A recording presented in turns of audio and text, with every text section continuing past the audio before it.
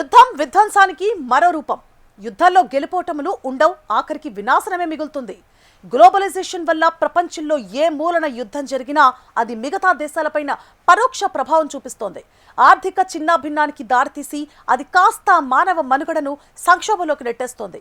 Iran, America, Israel war ప్రభావం కూడా ఇప్పుడు మిగతా దేశాలను తీవ్ర ఒడిదుడుకులకు గురిచేస్తోంది. దిగ్భ్రాంతికర విషయం ఏంటి అంటే భారత్లో కొన్ని లక్షల మంది పేదరికంలోకి జారుకోనున్నారట. ఎక్కడో యుద్ధం జరిగితే మన దేశంలో పేదరికం పెరగడం ఏంటి అనుకుంటున్నారా? అయితే వాచ్ ది స్టోరీ.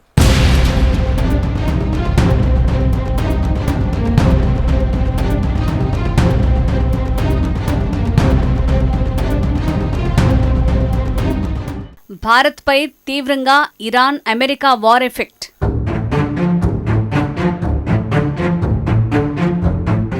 ఇప్పటికే చమురు, గ్యాస్ కొరత.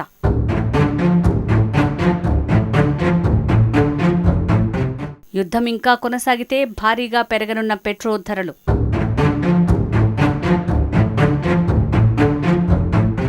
నిత్యావసర ధరలు పెరిగితే పేద మధ్యతరగతిపై ఆ ప్రభావం.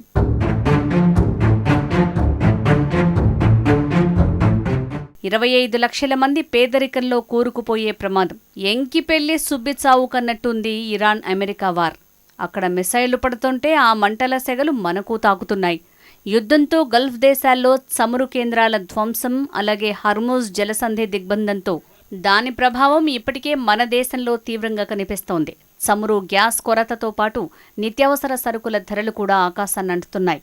ఈ సంక్షోభం భారత్ పైన తీవ్ర ప్రభావం చూపనుందని తాజాగా ఐక్యరాజ్య సమితి పేర్కొంది.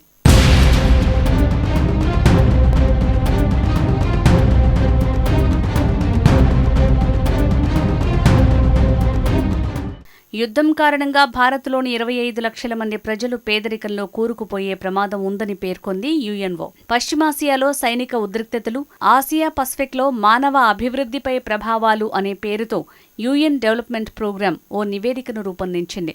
దీని ప్రకారం ఈ యుద్ధం ఆసియా పసిఫిక్ అంతటా అభివృద్ధిని తగ్గిస్తుందని పేర్కొంది. ప్రపంచవ్యాప్తంగా 88 లక్షల మంది ప్రజలు పేదరికంలో కూరుకుపోయే ప్రమాదం ఉందని అంచనా వేసింది. చైనాలో కూడా దీని ప్రభావం అధికంగానే ఉండొచ్చని పేర్కొంది. ఇక పెరిగిన ఇంధన ధరలు, రవాణా, ముడిసరుకుల ఖర్చులు కుటుంబాల కొనుగోలు శక్తిని దెబ్బతీస్తాయని తెలిపింది. ఆహార సంబంధిత సమస్యలు పెరుగుతాయని, ప్రభుత్వ బడ్జెట్లపై భారం పడుతుందని, జీవనోపాధిని బలహీనపరుస్తుందని వెల్లడించింది. భారత్, పాకిస్తాన్, బంగ్లాదేశ్, నేపాల్, ఫిలిప్పీన్స్తో సహా అనేక దేశాల్లో ఆహార భద్రతా ఒత్తిళ్లు తీవ్రమవుతాయని పేర్కొంది. ఈ సంఘర్షణ సుదీర్ఘకాలం కొనసాగితే భారత్లో యూరియా నిల్వలు తగ్గిపోయి రైతులపై తీవ్ర ప్రభావం పడుతుందని వెల్లడించింది. ఎరువుల కొరత వల్ల దిగుమతి తగ్గడంతో డిమాండ్ తగ్గి ధరలు పెరుగుతున్నాయి. దాంతో భారత్లో ఆహార భద్రత దెబ్బతినే ప్రమాదం లేకపోలేదు. హర్మూజ్ జలసంధి పరిసరాల్లో నెలకొన్న ఉద్రిక్తతల కారణంగా భారత్లో వైద్య పరికరాలకు సంబంధించిన ముడి పదార్థాల ధరలు సుమారు 50% పెరిగే అవకాశముందని వెల్లడించింది. ఔషధాల టోకు ధరలు ఇప్పటికే 10-15% పెరిగాయని వెల్లడించింది. ఇరాన్, అమెరికా, ఇజ్రాయెల్ యుద్ధం ప్రారంభమైన తర్వాత అంతర్జాతీయ ముడి చమురు ధరలు భారీగా దూసుకువెళ్లాయి. యుద్ధం ప్రారంభానికి ముందు $70 దగ్గర ఉన్న బ్యారెల్ ముడి చమురు ధర అనంతరం ఒక దశలో $115 పైగా పెరిగింది. అయితే ఇరాన్, అమెరికా యుద్ధ విరామం ప్రకటించడంతో $100 దరిదాపుల్లో కదలాడింది. తాజాగా ఇరు దేశాల మధ్య సంధి చర్చలు విఫలం కావడంతో హర్మూజ్ని దిగ్బంధిస్తామని అమెరికా హెచ్చరించింది. దిగ్బంధనం ఎక్కువ కాలం కొనసాగితే బ్యారెల్ ముడి చమురు $150లకు చేరే అవకాశం ఉందని చమురు మార్కెట్ విశ్లేషణ సంస్థ యానిక్స్ క్యాపిటల్ గ్రూప్ హెచ్చరిస్తోంది. ప్రస్తుతం బ్యారెల్ ధర $99 వద్ద ఉందని, అమెరికా తీసుకోబోయే ఈ తీవ్రమైన నిర్ణయం ప్రభావాన్ని ఇవి ఏమాత్రం ప్రతిబింబించడం లేదని యానిక్స్ ఎండీ జోర్జ్ మోంటెపెంక్యూ అభిప్రాయపడ్డారు. పరిస్థితులు చూస్తే ధరలు $140-150లకు చేరొచ్చని భావిస్తున్నారు.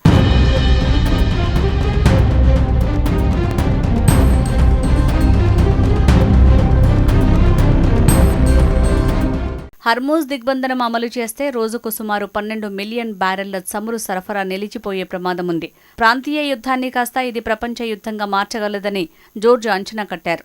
ప్రస్తుత పరిస్థితి చూస్తే వాషింగ్టన్, టెహ్రాన్ మధ్య చర్చలు విఫలం కావడంతో సోమవారం నుంచి ఇరాన్ ఓడరేవుల్ని లక్ష్యంగా చేసుకుని అమెరికా నౌకాదళం ఈ దిగ్బంధనాన్ని ప్రారంభించింది. అమెరికా తీసుకుంటున్న ఈ నిర్ణయం వల్ల ఆసియా, దక్షిణ పసిఫిక్ దేశాలు తీవ్రమైన ఆర్థిక ఇబ్బందులను ఎదుర్కోవాల్సి వస్తుందని విశ్లేషకులు ఆందోళన వ్యక్తం చేస్తున్నారు.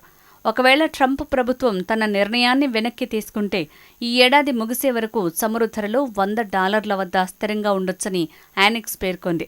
భారత్ తన ముడి చమురు అవసరాల్లో 85% దిగుమతి చేసుకుంటోంది. ముడి చమురు ధరలు పెరగడం వల్ల గతేడాది సుమారు $150 బిలియన్ ఉన్న మన ఇంధన బిల్లు ప్రస్తుత ధరలు కొనసాగితే $250 బిలియన్, అంటే భారత కరెన్సీలో 23 లక్షల కోట్లకు చేరే ప్రమాదం ఉంది. చమురు బ్యారెల్ ధర $120 నుంచి $140లకు చేరటం వల్ల రవాణా ఖర్చులు పెరిగి దేశంలో ద్రవ్యోల్బణం అధికమయ్యే అవకాశం ఉంది.